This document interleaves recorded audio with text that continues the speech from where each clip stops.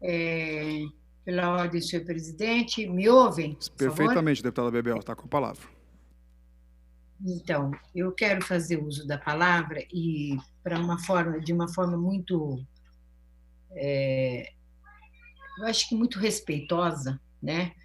Porque eu sempre fui respeitosa com os votos de quem teve a favor ou contra uma determinada posição, ou posições que eu discordei, ou até mesmo falhas que se obteve.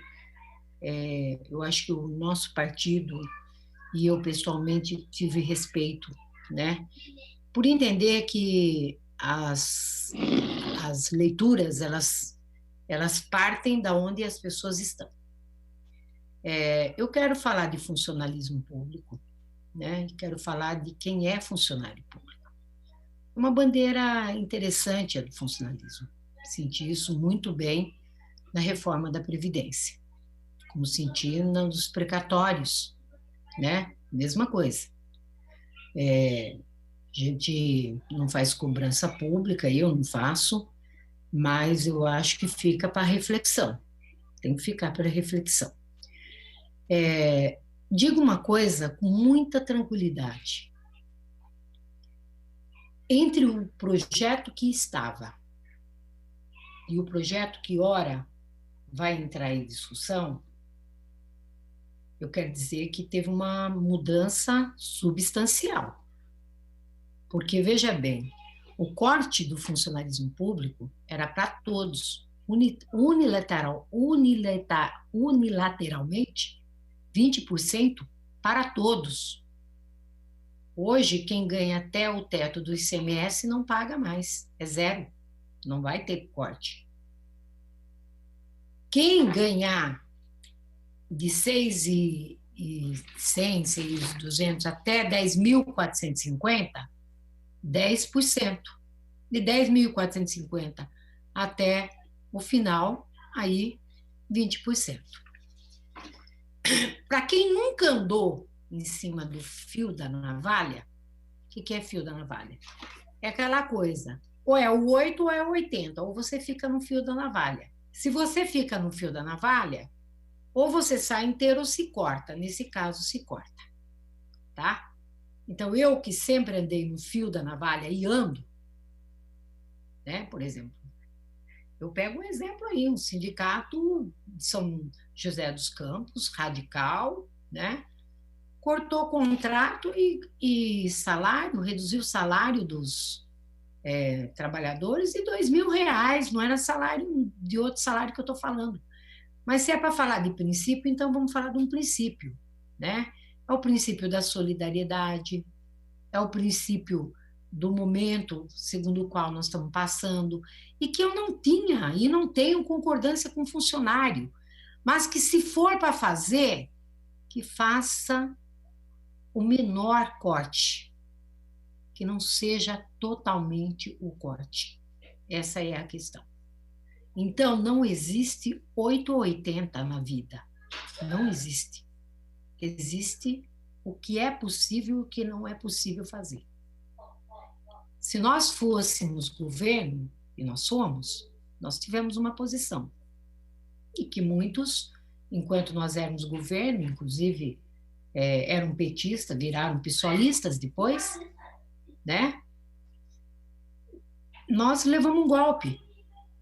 E aí? Deixamos de ser governo e viramos minoria. E agora, como minoria, nós não temos a maioria na Assembleia Legislativa do Estado de São Paulo. E temos que ter claro o seguinte: a votação de A ou B, também vocês não são MDBistas. Quem votou no Campos Machado não é MDB. Ou é, aliás, PTB. Não são. Tá certo? E votaram. E eu vou ficar criticando? Não. Ah, não, é porque... Não. Para quem é do princípio, da concepção, não devia votar em nenhum nem outro. Mas abriu mão de sua proposta e colocou. Respeitava. Respeito. Faria o mesmo. Mas eu quero dizer o seguinte: não me venha com esta de que o Partido dos Trabalhadores, enfim, é o culpado de tirar direitos dos funcionários públicos, aliás, não os concursados, mas os assessores da Assembleia Legislativa do Estado de São Paulo. Não me venham com essa falácia, né? Havia uma proposta muito pior que esta que vai ser aprovada. Por exemplo, o artigo 6º cai todo. Está garantido a licença-prêmio no aniversário, no aniversário, mas está garantida. Né? Então, a gente tem que entender. Agora, eu não escondi que tinha reunião. Eu liguei para a companheira Mônica Seixas e disse, Mônica, vai ter uma reunião assim, assim, assado. Após a reunião, te ligo. E assim o fiz. Então, não tem traição aqui. Tem jogo limpo. Não tem traição. Se não fiz com a deputada Lissi Brandão, foi por absoluta incomunicabilidade, porque ela não tem o telefone, ela não atende celular. Agora não, agora eu tenho o telefone da casa dela, então vou ter condições de falar com ela. Agora não vou aceitar. Tem outras falas aí no grupo, desculpe, sabe? Teve gente que queria acabar com as universidades públicas, enfim, chamar professores universitários de quase colocar na esfera de bandido e está aí fazendo discurso populista. Quando eu estou sabendo que a braveza de aprovar esse projeto é outra razão, não é o funcionário da Assembleia Legislativa. Não é o funcionário. Então, eu chamo a atenção para o seguinte. Eu acho que nós vamos continuar trabalhando ainda 3 anos. Nós vamos ter muitas polêmicas. Nós vamos ter que ser companheiros ainda. Queira acreditar ou não, vamos ter que ser. Eu não tenho problema nenhum. Durante a reforma da Previdência, eu conversei com todos, sem nenhuma distinção.